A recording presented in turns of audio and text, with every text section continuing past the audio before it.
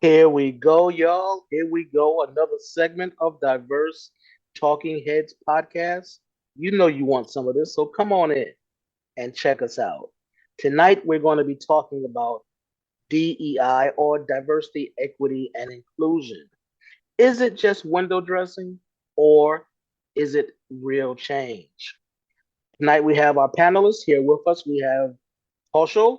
Good evening, Kaushal. Good evening. And we have Karen. Good evening, Hello. Karen.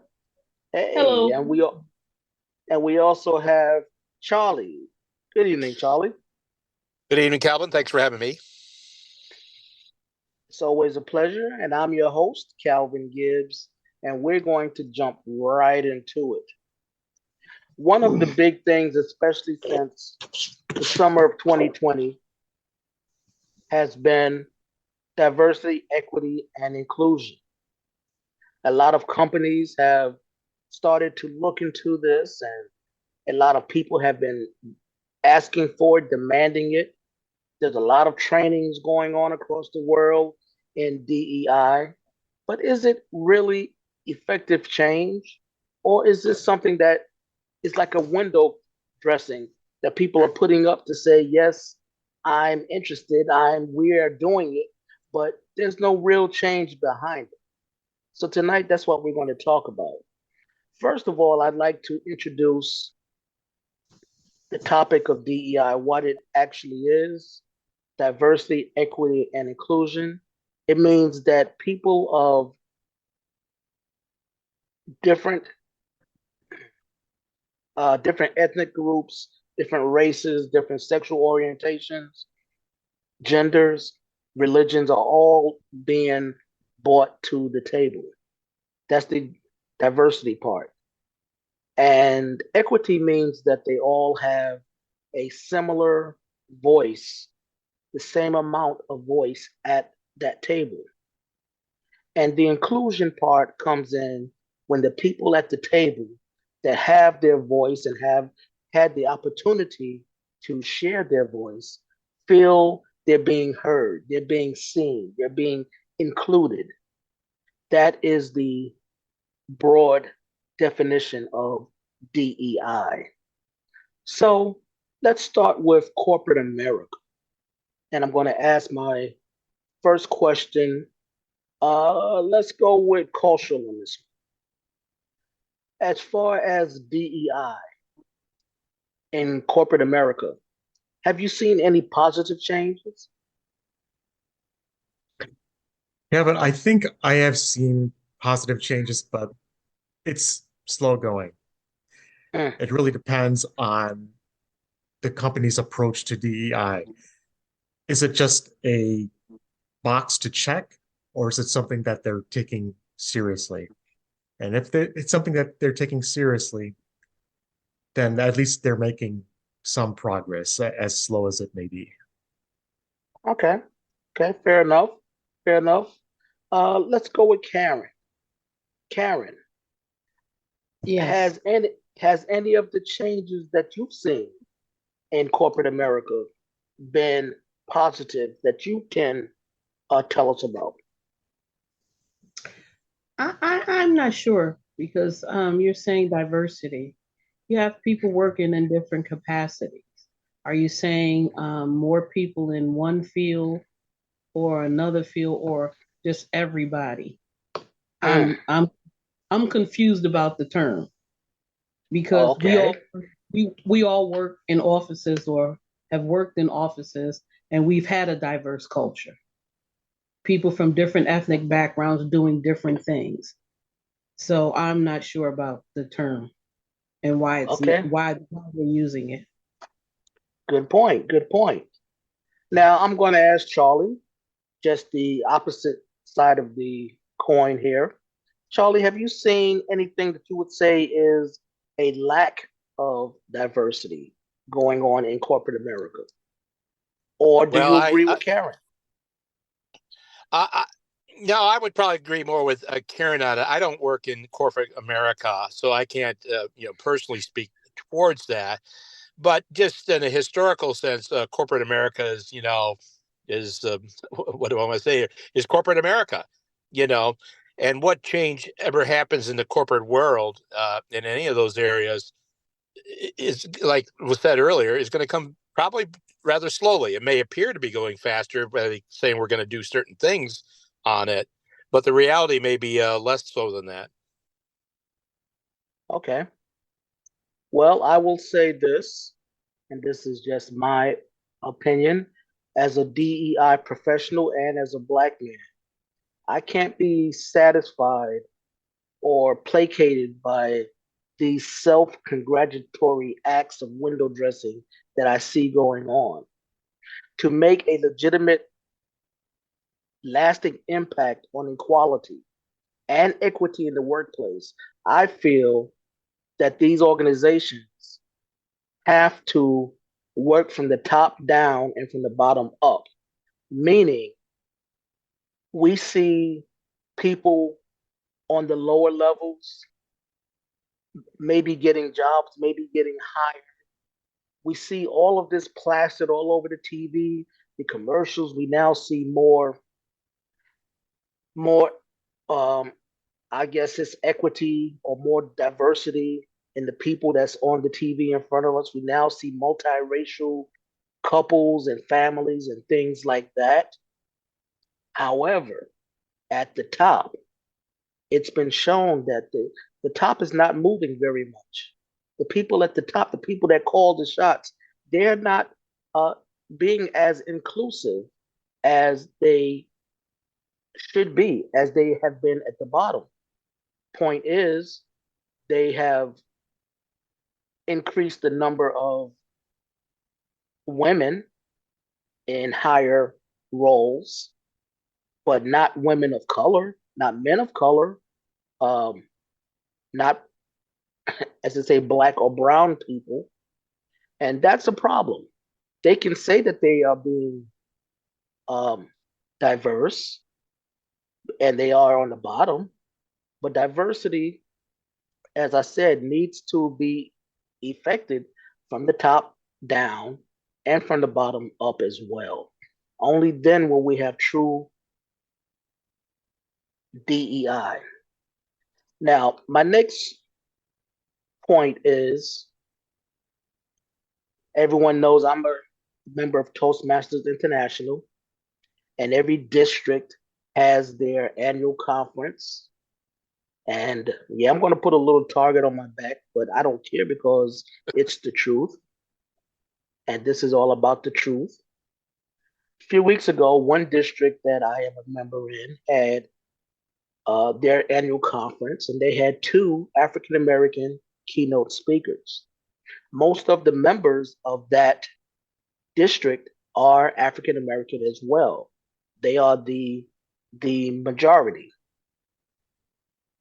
Last weekend, another district I'm a member of had their annual conference, and they had two white keynote speakers who actually, one of them actually kind of sucked, in my opinion. I shouldn't say suck. I will say wasn't as interesting to me as the other. Okay, that makeup of that district is mostly Caucasian and mostly Indian. I, I would say Indian is second, and then everybody else is third, fourth place underneath of that. So when you talk about an organization like Toastmasters, that is an international organization around the world, you would think that they would have more diverse keynote speakers, have something there for everybody. And I think it's very telling when even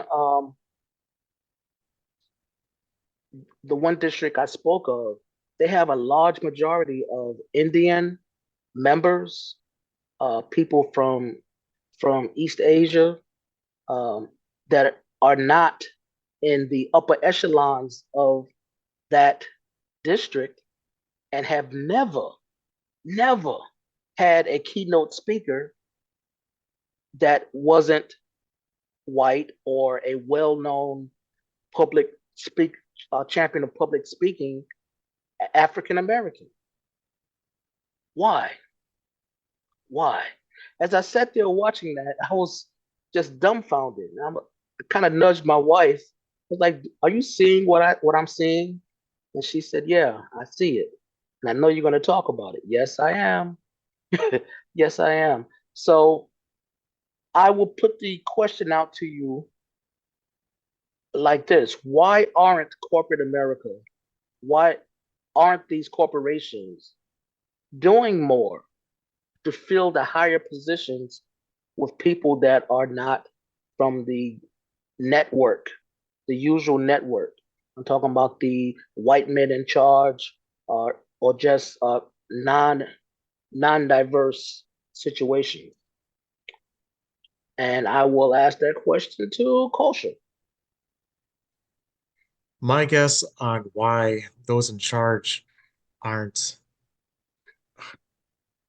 hiring beyond their usual network is because they're too comfortable in the network of people that they know and that they've worked with for years.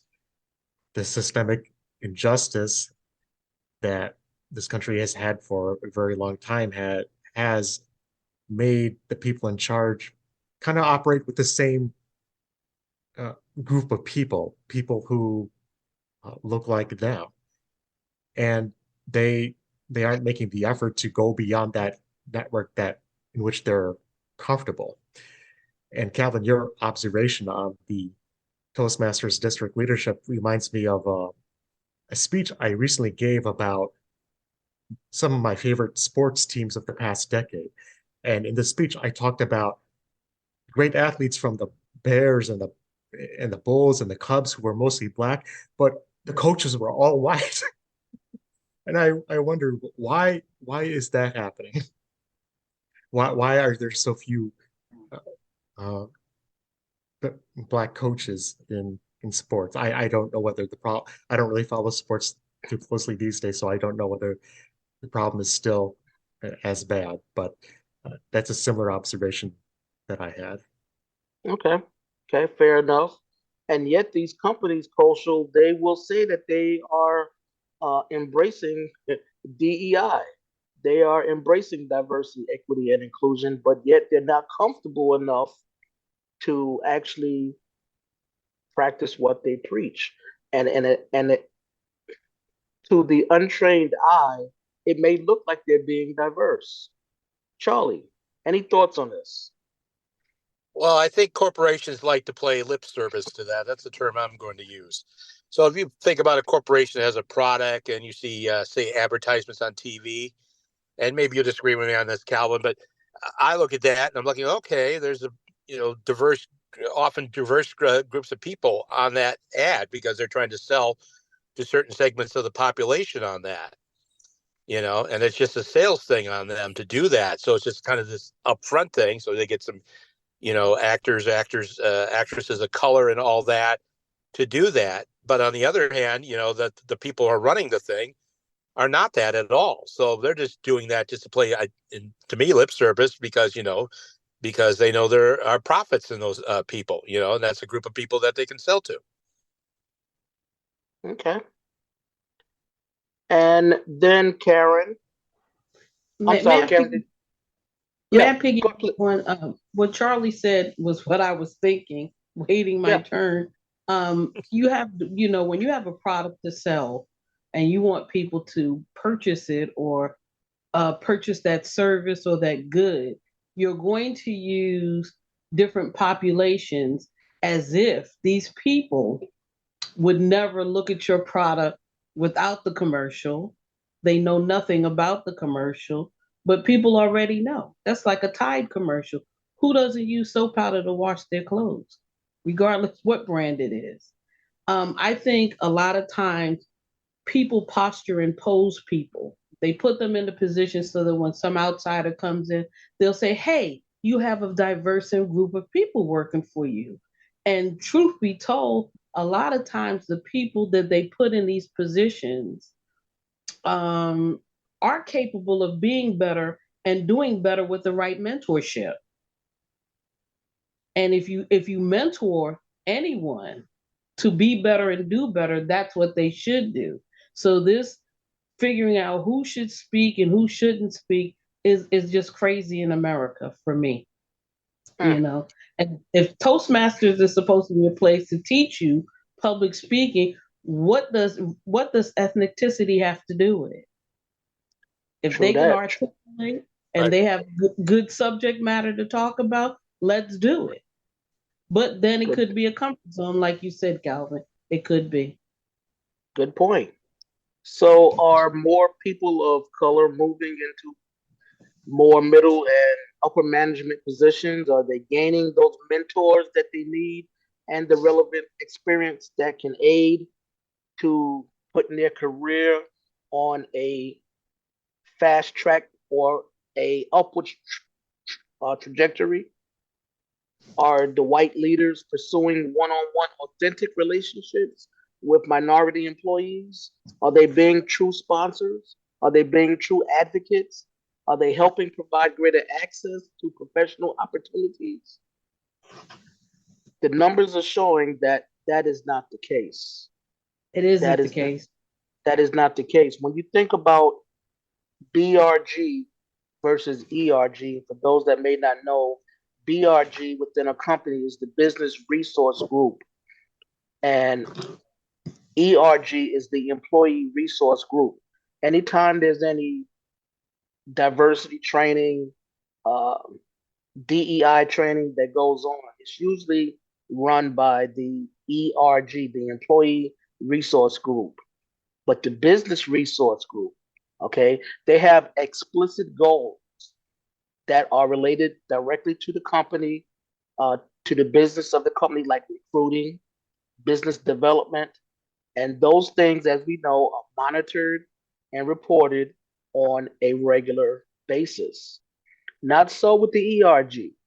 These are oftentimes employees who have their, in a lot of cases, little cliques going on, but they want to see change. So they're getting together and they're trying to run programs on their own. A lot of times they don't even have the correct resources to do these, or the time really to do these things. So no professional is brought in. You have these employee resource groups trying to tell the other employees, and by the way, the numbers are coming in that upper management doesn't go to these ERG groups about diversity as much as the employees would like, and the ERG is then left to try to shake up things, um, but they're trying to shake it up from the bottom and the middle up. That's not how you shake things up. It has to be shaken from the top down. Charlie, any thoughts on that? Well, actually, I had a question for you, Calvin.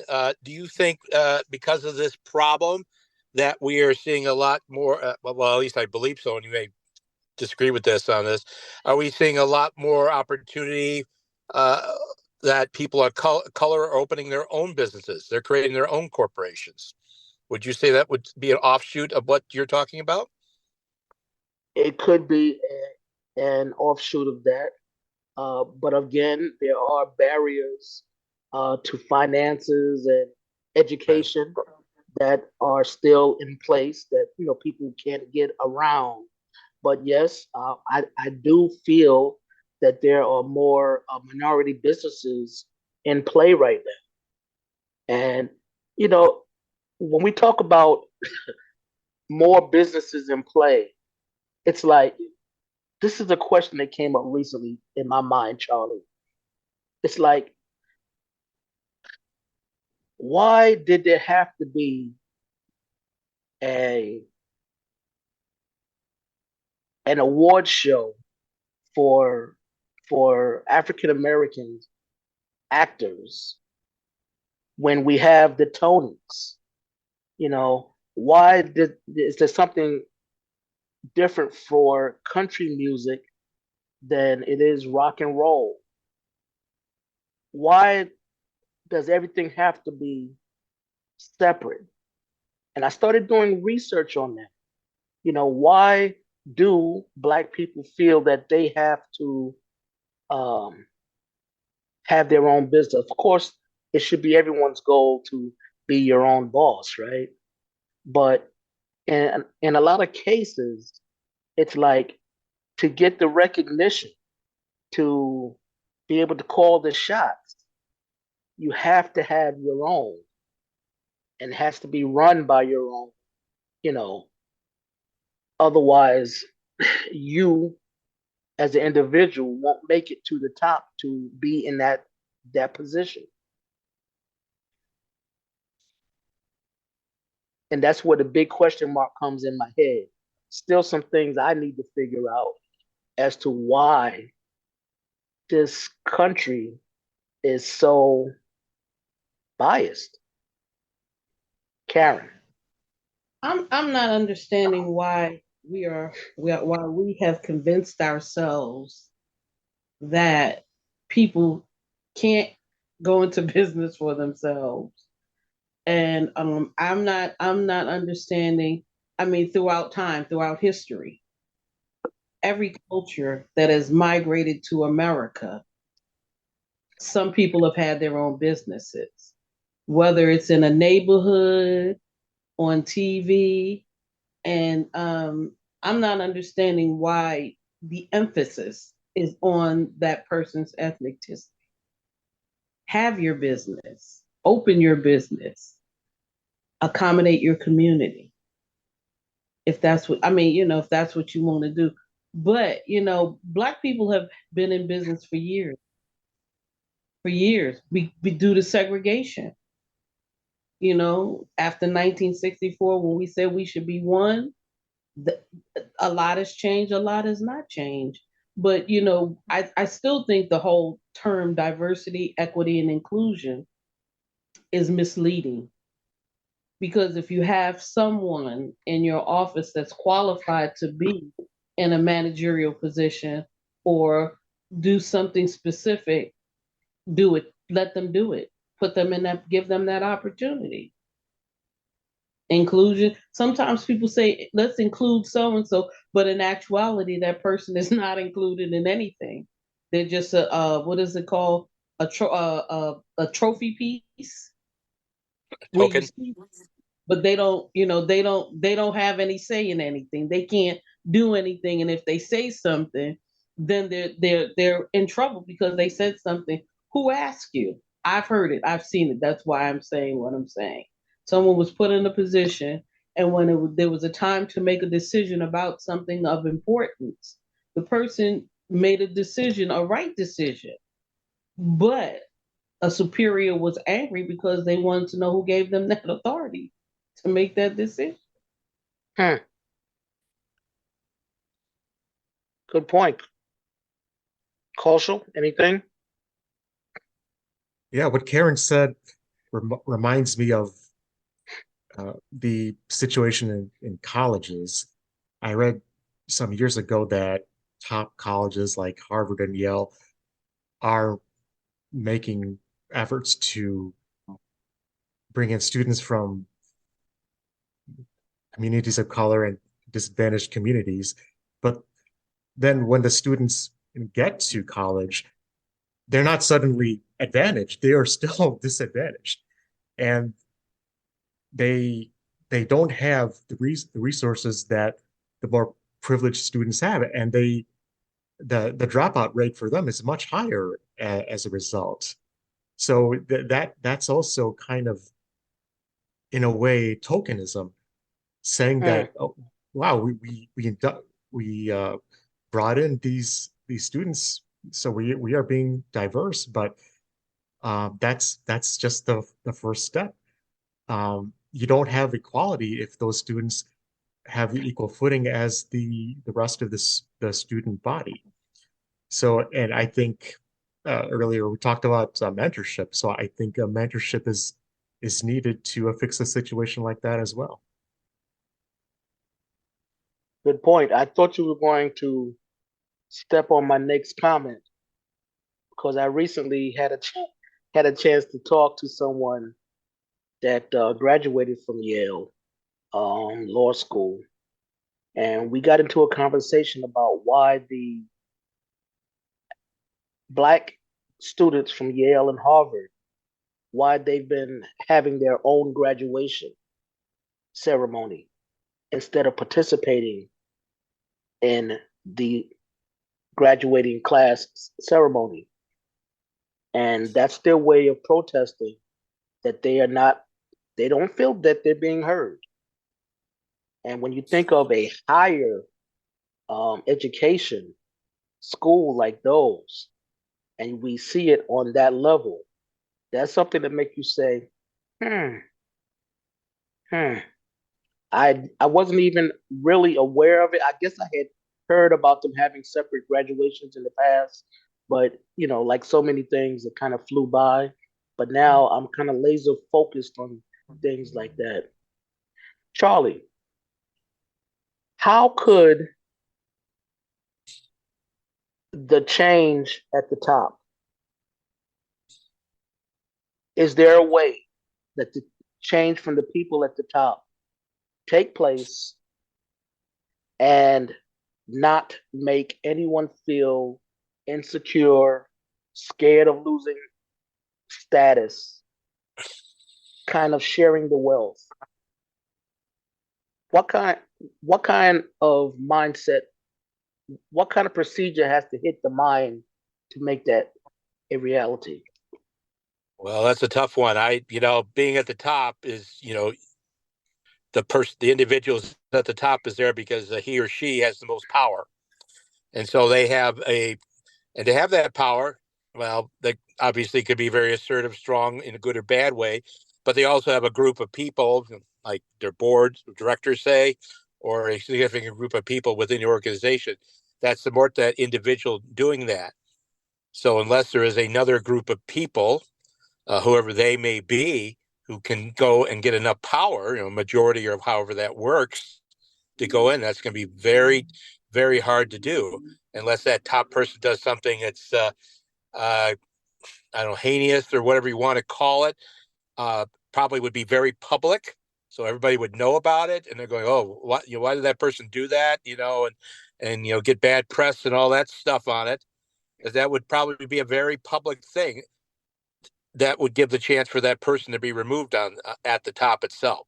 So that's a hierarchy thing. Obviously, it is sometimes based on color, and it's a tough not to crack. Unless you got something out there, and it could be even the leader, the person that runs it. It could be you think, well, that's not that big of a deal, but it goes out in the public and it becomes bigger and bigger, and it may be enough, to cause change on it. So yeah, to me that's good. That's not easy to do.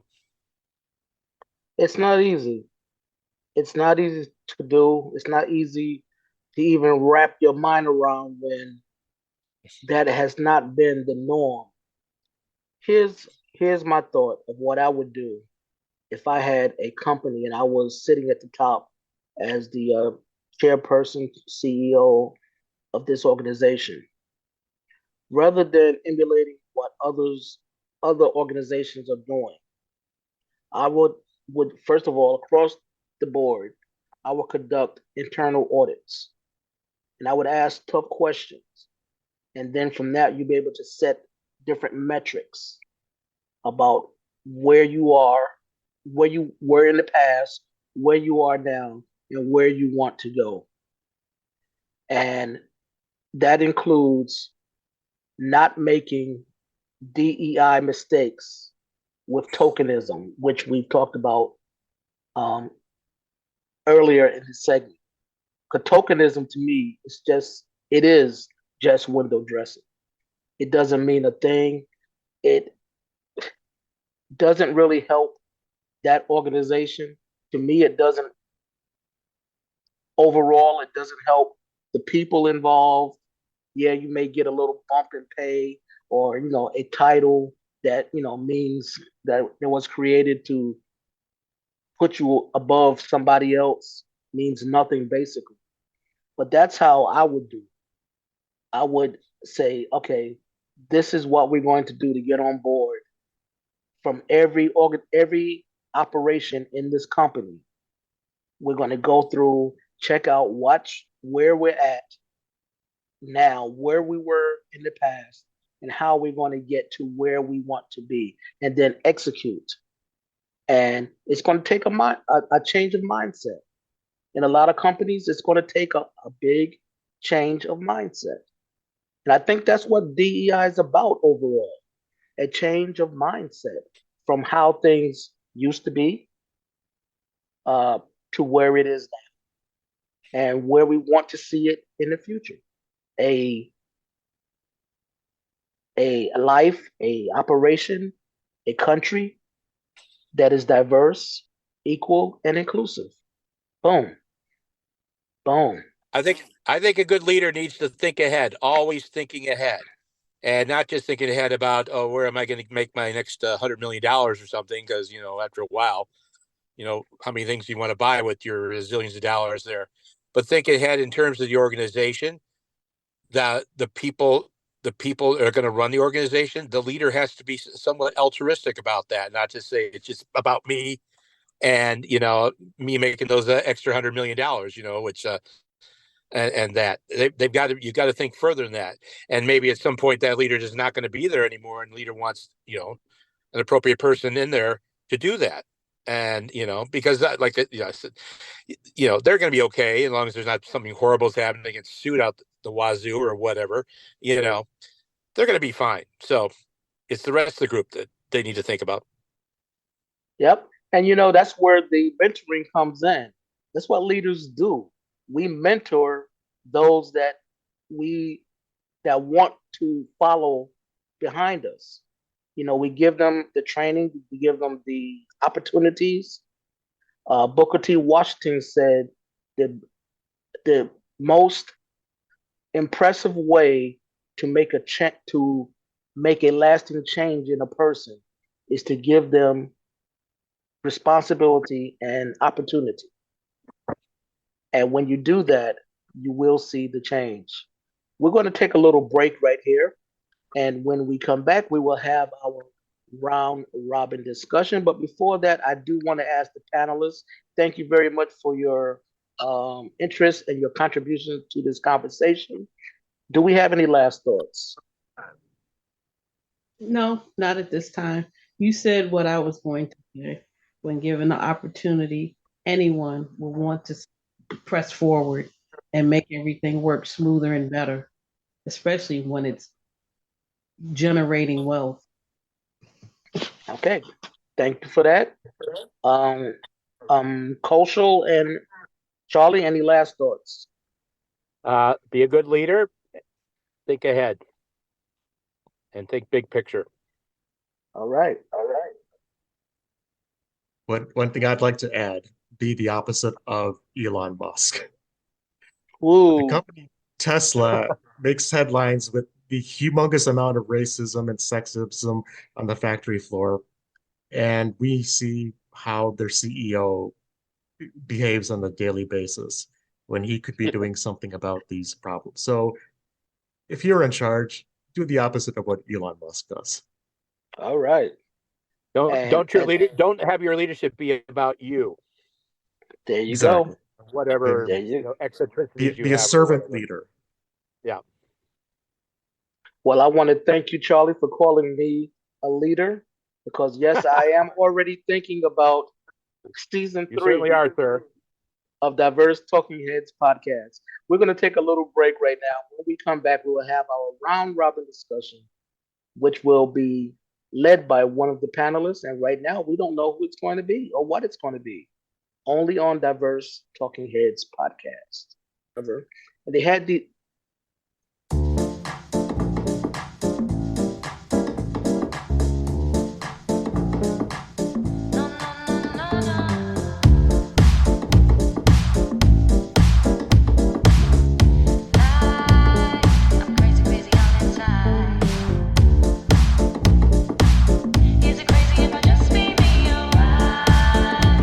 Got a feeling that I might die tonight. Woke up in the morning, braving for a brand new day. Birds singing, I was swinging, awake, I was on my way.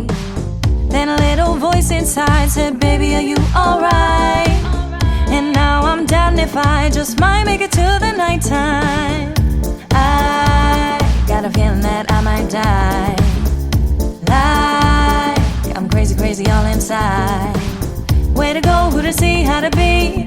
Is it crazy if I just be me? Oh, I got a feeling that I might die tonight. Unsure of what I'm doing, no guidance, always the fooling. Lost all my confidence from stupid incidents. Then a little voice inside said, baby, you'll be alright. But I'm still down if I just might make it to the nighttime. And maybe with age it'll get so much easier. Maybe with time I'll find.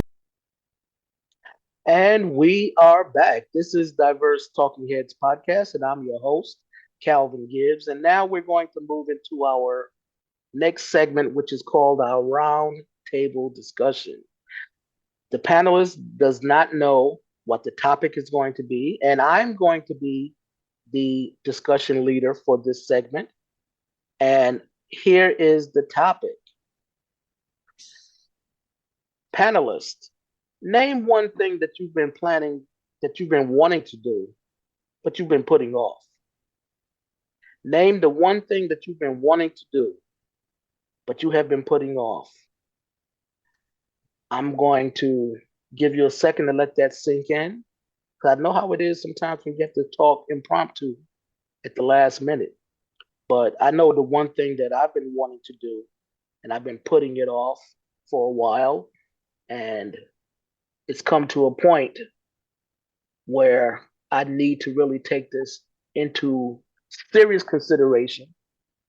And before the end of this year, my goal is to lose 30 pounds for my health, so that my suits fit the way I want them to fit right again. And I will not buy any new clothes until they do fit right. So that's the one thing I've been wanting to do for a while. Of course, with COVID, a lot of movement was negated, and which is no real excuse, but it is reality. So now I'm at the point where I'm ready to do this, and I did go to the gym the last 2 mornings, getting my sweat on, and I got a new juicer in there, and planning to get 30 pounds off before December 31st. So, who wants to go first?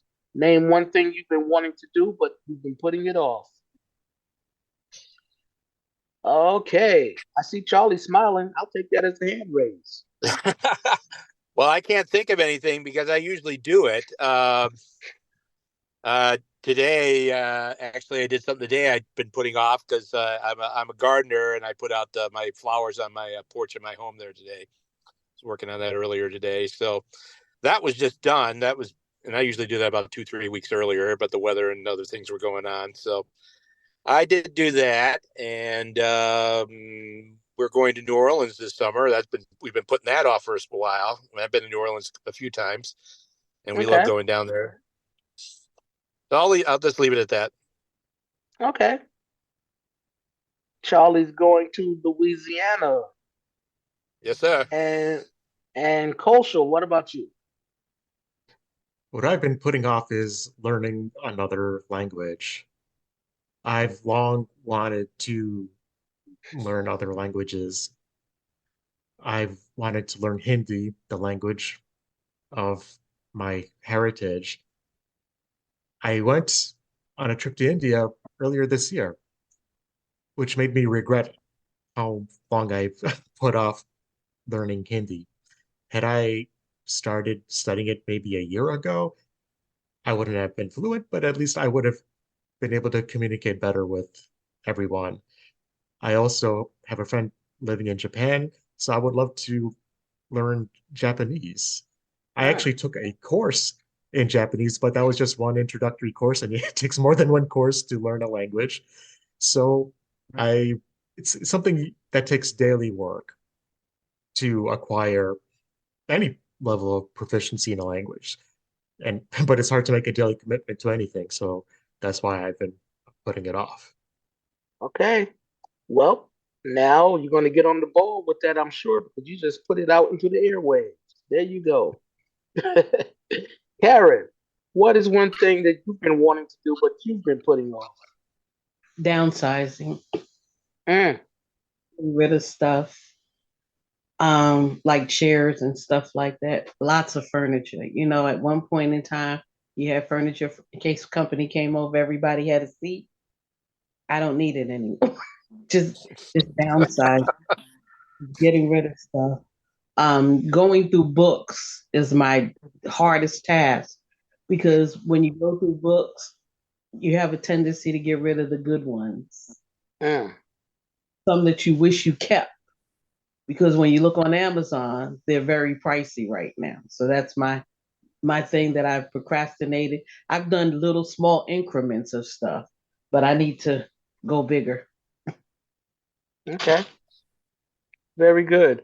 I also need to downsize my books. I've decided that anything that's like a novel, I'm going to get rid of, and all of my self-help books, I'm going to keep those. Books related to productivity and public speaking, I'm going to keep those, and that'll be a nice size library right there. But one other thing I just thought of, this is something I recently told my wife, and I was expecting a little pushback, some questioning, if you will, but none of that came. The one thing that I am going to do, and I've already started actually, I just have to buy the instrument, is that I'm going to learn how to play the flute. Ever since yes, the flute, Charlie.